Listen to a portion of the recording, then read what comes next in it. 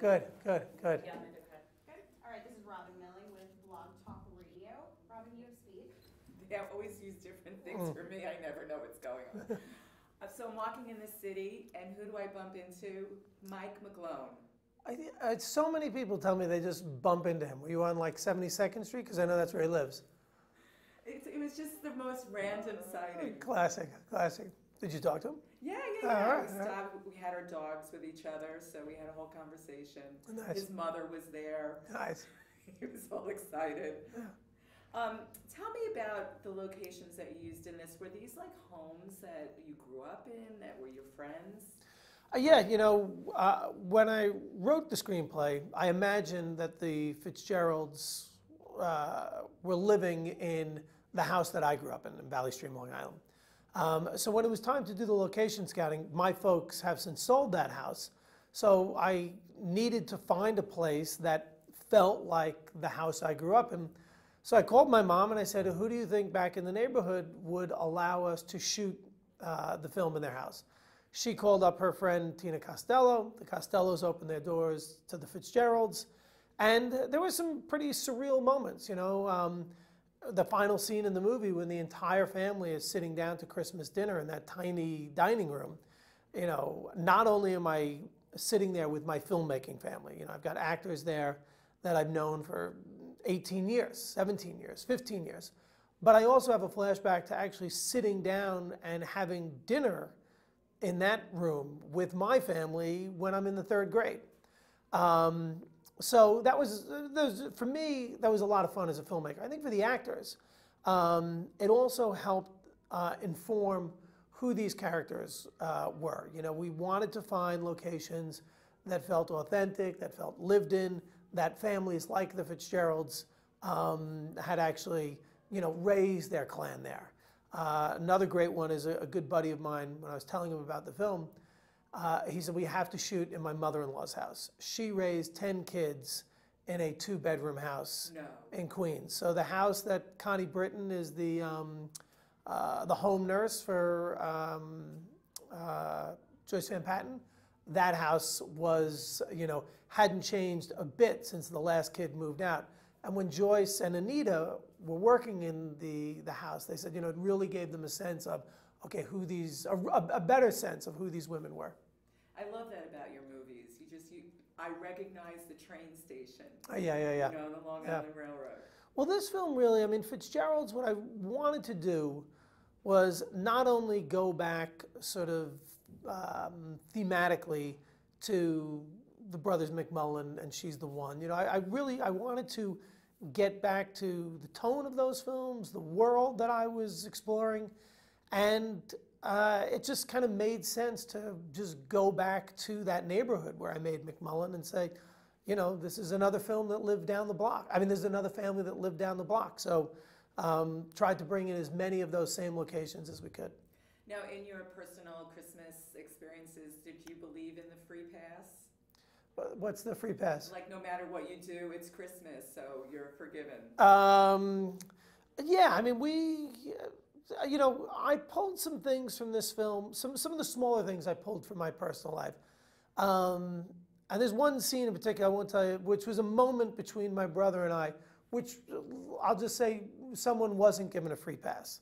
And something needed to be addressed, and we addressed it in the way that we do. And then I was actually writing the script, or no, we were shooting when it happened. And I rewrote the scene according to an exchange my brother and I had. Oh, that's really cool. Yeah. Do you have any special Christmas traditions that you do? Not really. I mean, we do, you know, the first part of the holidays here in Manhattan, then we drive out to Long Island, and then the whole clan gets together. So I guess that's our tradition. We do the big Christmas dinner at my sister's house every year. Nice. Do you actually own a bar restaurant? No. Why not? I'm thinking I should, if for no other reason, just free location fees. Exactly. Yeah.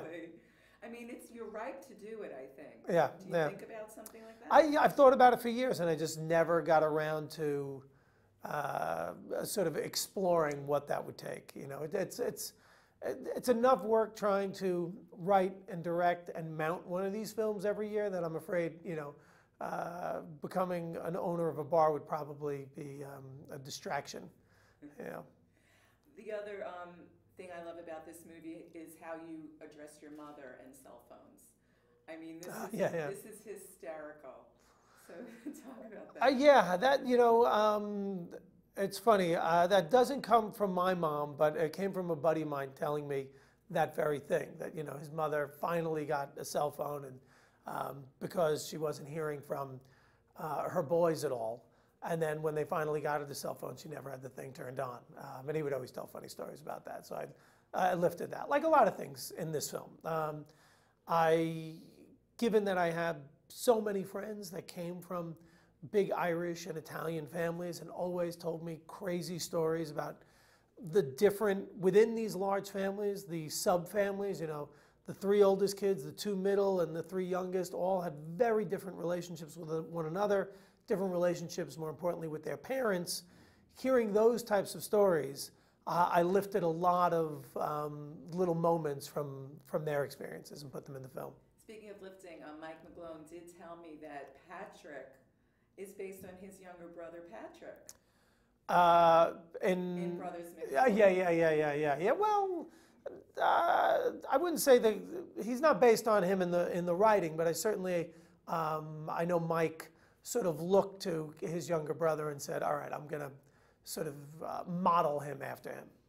And the last time we spoke, you said that you were working on a possible sequel to that. Is Yeah. that still in the works? Still in the works. Outline is almost done. I'm finishing up a script that, if all goes well, we'll make this year, and then I'll jump right into McMullen.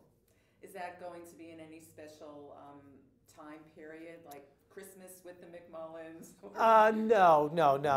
But what I do want to do is I want to have the film ready for the 20th anniversary of McMullen.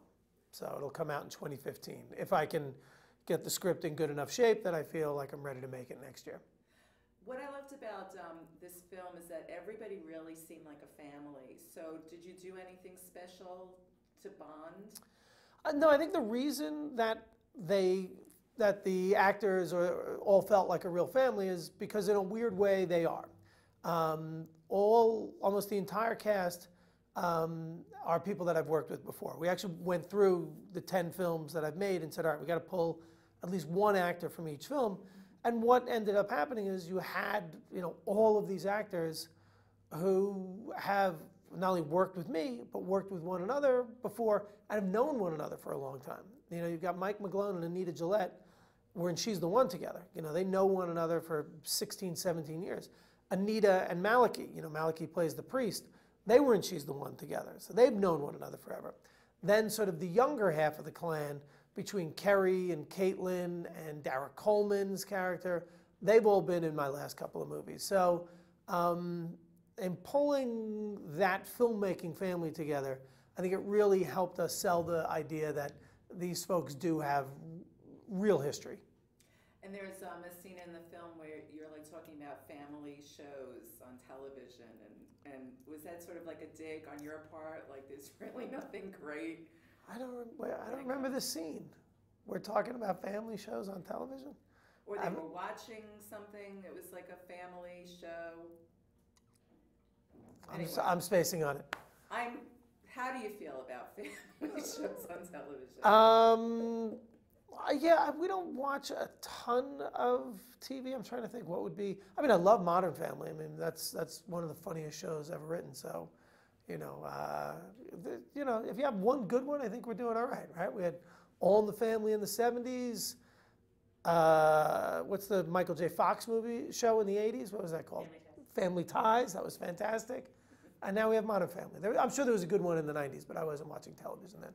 Since you're so cute into doing family stuff, would you consider that, putting a show on television? I've thought about one day maybe doing a television show, but nothing in the immediate future. What would it be like if you could? For me, my favorite show, hands down, is Mad Men. So I think I would hope to do something sort of big and epic and sprawling, and hopefully a period piece like that. But again, no immediate plans. It was great to see you. You too.